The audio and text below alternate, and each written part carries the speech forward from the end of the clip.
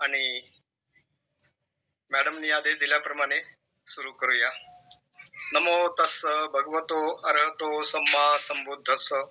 नमो तस्स भगवतो अरहतो सम्मा संबुद्धस्स. नमो तस्स भगवतो अरहतो सम्मा संबुद्धस्स. बऱ्याच दिवसानंतर खंडित झालेला आपला व्याख्यानाचा उपक्रम मॅडमनी सुरू केल्याबद्दल त्यांचे मनपूर्वक आभार. आणि नवीन वर्षापासून आपण नवीन उपक्रम सुरू करूया. त्याचाच एक पार्ट म्हणून आज माझ्याकडे जी जबाबदारी सोपवली आहे ती धम्मचक्र प्रवर्तनातील 5 शब्द, महत्वाचे 5 शब्द. आपल्या सगळ्यांना माहित आहे, बुद्धाचा धम्म सगळ्यांनी जाणलेला, सगळ्यांनाच माहित आहे. आपलं हे विपश्यना मेडिटेशनचा एक ग्रुप आहे. याच्यामधून आपण धम्म साकाचे करतो, व्याख्यान करतो, ऐकतो, सांगतो. तर आजचा पार्ट म्हणून बुद्धाने धम्मचक्र प्रवर्तन केलं. त्या धम्मचक्र प्रवर्तनामध्ये नेमकं काय होतं, कसं होतं, याच्याबद्दल थोडी आपण चर्चा करूया. धम्मचक्र प्रवर्तन करत असताना बुद्धाने पहिले 3 लक्षणं सांगितले. ती लक्षणं म्हणजे अनिच्छ, दुःख, अनर्थ. तर याच्यापैकी दुःखाचं महत्वाचं विश्लेषण बुद्धाच्या धम्मामध्ये केलंय. प्रत्येक व्यक्तीला, प्रत्येक पुगलांना दुःख असतं. त्या दुःखापासून मुक्तीचा मार्ग पण सांगितला. आणि दुःख हे 4 आर्य सत्यामध्ये मांडलं. आणि 4 आर्य सत्यामध्ये दुसरं आर्य सत्य म्हणजे त्याला कारण आहे, ते पठ्ठित समुत्पाद सांगितलं. आणि चौथं कारण म्हणजे हे दुःखामधून मुक्ती करण्यासाठी आर्य अष्टांगिक मार्ग हा शील समाधी पय्यामधून सांगितलेला आहे. हे सगळं समजून घेत असताना, शील समाधी पय्या आणि बुद्धाचा धम्म समजून घेत असताना हे सगळं बुद्धांनी सांगितलं. परंतु पंचम भिक्खूंना सांगत असताना त्यांनी शेवटी काय सांगितलं, हे ज्ञान मी कसं आत्मसात केलेलं आहे. ते आत्मसात 4 असंख्ये 1,00,000 कल्पामध्ये आणि यांच्या पूर्वी होऊन गेले दीपंकर बुद्धापासून सिद्धार्थ गौतम बुद्धाचा नंबर 25वा आणि सिद्धार्थ गौतम बुद्धाचा नंबर यांनी ज्यावेळेस संकल्प केला तेव्हापासून विचार केला तर दीपंकर बुद्धाचा 1 नंबर घेतला तर सिद्धार्थ गौतम बुद्धाचा 25वा नंबर लागतो. त्याच्यापूर्वी 3 बुद्ध होऊन गेले. तर त्या 3 बुद्धाची डिटेल माहिती नसल्यामुळे आणि त्यावेळेस आपले सिद्धार्थ गौतम बुद्ध हे बोधिसत्व त्यावेळेस नसल्यामुळे तिन्नं करो, मेघं करो, शरणं करो या तिघाची माहिती नाहीये. असो, हे जरी असेल तर धम्मचक्र प्रवर्तन मध्ये हे पंचम भिक्खूंना जे धम्मचक्र प्रवर्तन म्हणून त्यांनी धम्म सांगितला आणि त्यांना तेच धम्मामध्ये सांगितलं. काय सांगितलं? उभे अननुसुत्तेसु धम्मेसु चक्षु उदपादी, ज्ञान उदपादी, पय्या उदपादी, विद्या उदपादी, आलोक उदपादी.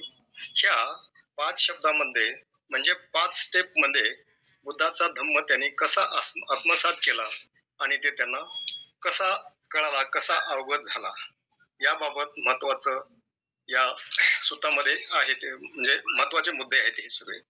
मग आता ह्या प्रत्येक मुद्द्याचं आपण विचार केला एका शब्दाचा. आलोक उदपादी म्हणजे आलोक म्हणजे प्रकाश झाला. म्हणजे आलोक उदपादी म्हणजे काय? हे सम्यक संबुद्धी प्राप्त होण्यापूर्वी सगळं काही कोलाहल युग होतं. त्या ठिकाणी धर्म नाश पावला होता. धर्म नव्हता. धर्म नाश पावत नाही कधी. धर्म अस्तित्वात असतो, वेगवेगळ्या फॉर्म मध्ये असतो. तो धम्म समजायला सर्वसामान्यांच्या बरोबर पोहोचला नसतो, मात्र वेगवेगळ्या रूपानं असतो. प्रत्येक बुद्ध असतातच आणि शील समाधी पय्या हे तिथं समाजात नसलं तरी वेगळ्या प्रकारे ते प्रिझर्व केला असतो. धम्म कधीच नष्ट होत नाही. महाकश्यपासारखे धम्म सांभाळून असतात, चिवर बुद्धाचं घेऊन पुढच्या बुद्धाला देण्यासाठी असतात. म्हणजे धम्म ह्या विश्वाच्या पाठीवर नष्ट झालेला असं म्हणता येत नाही. मग हा धम्म यांनी कसा केला? चक्षु पहिल्यानं उभे अननुसुत्तेसु धम्मेसु. आता ह्या शब्दाचा अर्थ जर आपण थोडा ऐकून घेतला, हे काढला तर पुब्बे म्हणजे पूर्वी, अननुसुत्तेसु पूर्वी कधीही ऐकला नाही असा धर्म मी तुम्हाला सांगतो. म्हणजे पूर्वी कधी ऐकला नाही म्हणजे काय? ही तर त्यांची डिस्कव्हरी, हे काय त्यांचं इन्व्हेन्शन नाहीये. डिस्कव्हरी म्हणजे कुठंतरी अस्तित्वात होता आणि तो त्यांनी शोधून काढलेला आहे. होता म्हणजे कुठं होता, यांना कसा मिळाला?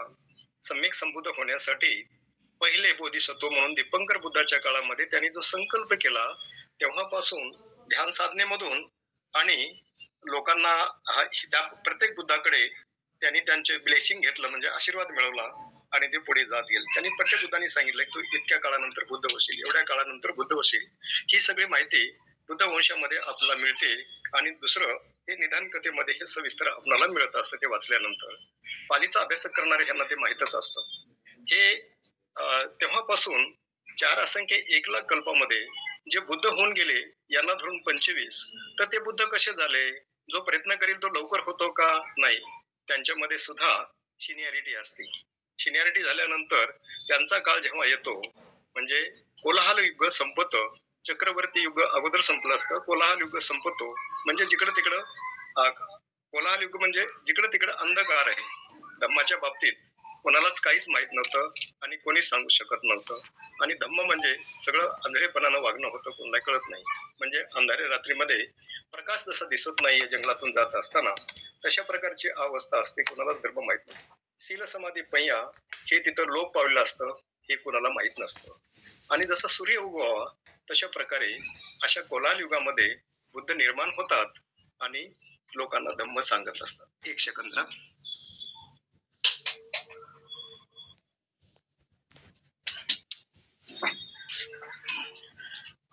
लोकांना धम्म सांगतात. मग आता हा धम्म सांगण्यासाठी आपल्या परंपरेप्रमाणे बुद्धाच्या धम्माच्या परंपरेप्रमाणे ही याचना केल्याशिवाय कोणी धम्म सांगत नाहीये. म्हणून बनतेजीकडून जेव्हा आपल्याला धम्म शिकायचा असतो त्यावेळेस आपण याचना करतो बनतेकडे, सुवर्ण कालो सवर्ण कालो अयं बदंता, सवर्ण कालो अयं बदंता, म्हणजेच माझ्यामध्ये धम्म संवेग निर्माण झालाय, बदंत आम्हाला सांगा. ही आपल्याकडे परंपरा आहे. त्याचप्रमाणे काय म्हणतात ते ब्रह्मा महासंपत्ती ब्रह्मा जे आहेत ना, संपत्ती ब्रह्मा हे येऊन बुद्धाला विनंती करतात. ही एक परंपरा आहे. हे माटेसरांनी याबाबत सविस्तर लेक्चर दिलं आहे. म्हणून ब्रह्मसंपत्ती बद्दल मी काही बोलणार नाही. असं विनंती केल्यानंतर ते सांगतात, ते विनंती करण्याची वेळ म्हणजे हा धम्म समजून घेण्यासाठी थोडा दुर्धर आहे, समजून घेण्यासाठी कठीण आहे. ते कठीण असल्यामुळे प्रत्येकानं हे ऐकून घेण्यासाठी फार जागरूकतेनं ऐकून घेणं महत्वाचं आहे. जागरूकता म्हणजे प्रत्येक शब्दाचा अर्थ माहित असणं आवश्यक आहे. त्याचे रेफरन्सेस माहित असले पाहिजे. त्याचा एक दुसऱ्याशी संदर्भ कसा आहे, स्टेप बाय स्टेप हे कशा प्रकारे धम्म कसा आत्मसात होतो, धम्म कसा समजण्यात येतो, याचं विश्लेषण ह्या 5 शब्दामध्ये फार चांगल्या प्रकारे आपल्याला करता येतं. तसं पाहिलं तर चक्कू उदपादी नंतर ज्ञान उदपादी, पय्या उदपादी, विद्या उदपादी, हे जे 3 शब्द आहेत, 3 शब्दच महत्वाचे आहेत. आता ह्या ठिकाणी सर्वसाधारण अर्थ काढला तर ज्ञान म्हणजे, प्रज्ञा म्हणजे आणि विद्या म्हणजे हे सगळं आपलं सर्वसामान्य एकच आहे अशी सगळ्याची धारणा होती. परंतु ते एक नसून त्याच्यामध्ये बराच त्याचा अर्थ वेगळा आहे. त्याचे आपण